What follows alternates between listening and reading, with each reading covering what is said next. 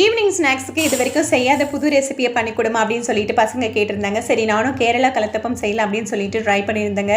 ரொம்பவே சூப்பராக வந்தது. அதே மாதிரி லேயராக நல்லா ஸ்பாஞ்சியாக வந்திருந்தது. இது எப்படி பண்ணுறதுன்னு பார்க்கலாம். 2 டம்ளர் பச்சரிசியை 4 மணி நேரம் தண்ணியில் நல்லா ஊற வச்சுட்டு அலசி மிக்ஸி ஜாரில் சேர்த்துக்கிட்டு இதோட 1/4 கப் வேக வச்ச சாதம், 4 ஏலக்காய், 1/2 ஸ்பூன் சீரகம், தேவையான உப்பு சேர்த்து நல்லா நைஸாக அரைச்சி எடுத்துக்கணும். 1 கப் துருவின வெள்ளத்தில் கொஞ்சமாக தண்ணி விட்டு உருக்கி எடுத்துக்கணும். பாகு காய்ச்ச வேண்டியதில்லை. அரைச்சி வச்ச மாவோட கொஞ்சமாக பேக்கிங் சோடா சேர்த்துட்டு நம்ம உருக்கி வச்சிருக்க வெள்ளத்தை வடிகட்டி இதோட சேர்த்து நல்லா கலந்து விட்டுக்கணும். ஒரு குக்கரில் 2 ஸ்பூன் நெய் விட்டு பொடியை நறுக்கின தேங்காவை இதோட சேர்த்து நல்லா பொன்னிறமாக வறுத்துக்கணும். கேரளா ரெசிப்பியில் தேங்காய் எண்ணெய் விட்டு தேங்காவோட சேர்த்து வெங்காயத்தையும் பொடியை நறுக்கி போட்டு வறுப்பாங்க.